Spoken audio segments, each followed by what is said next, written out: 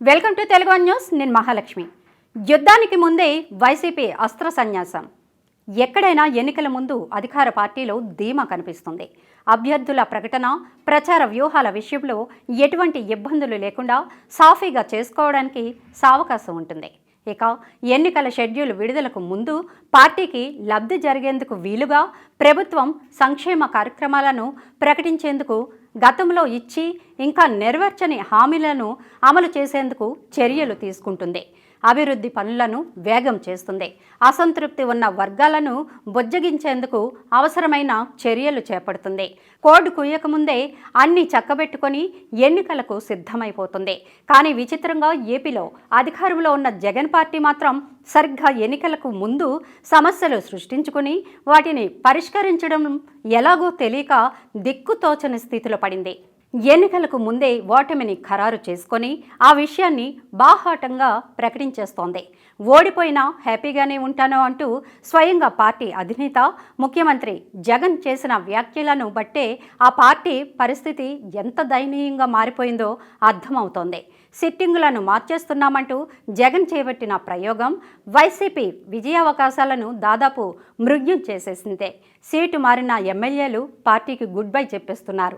Ticket దక్కిన నేతలు పోటీకి విముఖత చూపిస్తున్నారు. అసలు వైసీపీ అధినేత జగన్ ప్రజల నమ్మకాన్ని కాదు, పార్టీ నాయకులు, కార్యకర్తల నమ్మకాన్ని కూడా కోల్పోయారని పరిశీలకులు విశ్లేషిస్తున్నారు. ఇక 4 జాబితాలు విడుదల చేసి 5వ జాబితాకు జగన్ సమాయత్తమవుతున్న సమయంలో పార్టీలో అత్యధికులకు పోటీపైనే ఆసక్తి పోయింది. వచ్చే ఎన్నికల్లో పోటీకి అవకాశం వస్తే మంచిదే, రాకపోతే మరీ మంచిది అన్న భావన మెజారిటీ ఎమ్మెల్యేల్లో వ్యక్తమవుతోంది. నియోజకవర్గం మారుతుందా, పోటీకి అవకాశం ఉంటుందా అన్న టెన్షన్ దాదాపు ఎవరిలోనూ కనిపించడం లేదు.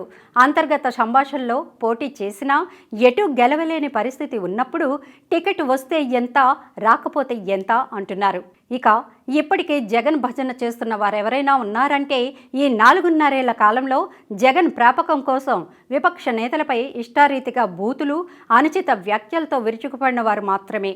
ఇంతగా నోరు పారేసుకున్న తమకు మరే పార్టీలోకి ప్రవేశానికి అవకాశం ఉండదని డిసైడ్ అయిపోవడం వల్లే వారు ఇప్పటి వరకు జగన్తో అంటకాగుతున్నారు. ఇక ముందు ఆ పరిస్థితి కూడా ఉండదని పరిశీలకులు అంటున్నారు. ఇక షర్మిల ఎంట్రీతో గెలుపు ఓటములతో సంబంధం లేకుండా కాంగ్రెస్ పార్టీలో చేరిపోతే గౌరవమైనా దక్కుతుందని జగన్కు వీరభక్త హనుమాన్లుగా గుర్తింపు పొందిన వారు కూడా యోచిస్తున్నారని పరిశీలకులు చెబుతున్నారు. ఆర్కేను ఇందుకు ఉదాహరణగా చూపుతున్నారు. మల్లాదితో మొదలు పెడితే గోరంట్ల మాధవ్ వరకు పలువురు నేతలు చూపు ఇప్పుడు కాంగ్రెస్ వైపు ఉంటుందంటున్నారు. మంత్రి గుమ్మనూరు ఇప్పటికే కాంగ్రెస్తో టచ్లోకి వెళ్లారు. ఆయనకు కర్నూలు ఎంపీగా పోటీ చేయమని జగన్ ఆదేశించినా నో చెప్పేసి పార్టీకి అందుబాటులో లేకుండా పోయారు. నేడో రేపో హస్తం గూటికి చేరడం ఖాయమని అంటున్నారు. అలాగే సొంత బంధువు అయిన బాలినేని కూడా వైసీపీకి రాజీనామా చేయడం చిటికలో పని అని బెదిరింపులకు దిగుతున్నారంటే పార్టీగా వైసీపీ అధినేతగా జగన్ ఎంత బలహీనంగా అయిపోయారో అవగతమవుతోంది. వైనాట్ 175 అన్న నోటితోనే జగన్ వచ్చే ఎన్నికల్లో పరాజయం పాలై పదవి కోల్పోయినా తానేం బాధపడను అన్నారంటేనే పార్టీ విజయ అవకాశాలు మృగ్యమైపోయాయని ఆయనకు అర్థమైందని స్పష్టమవుతోంది.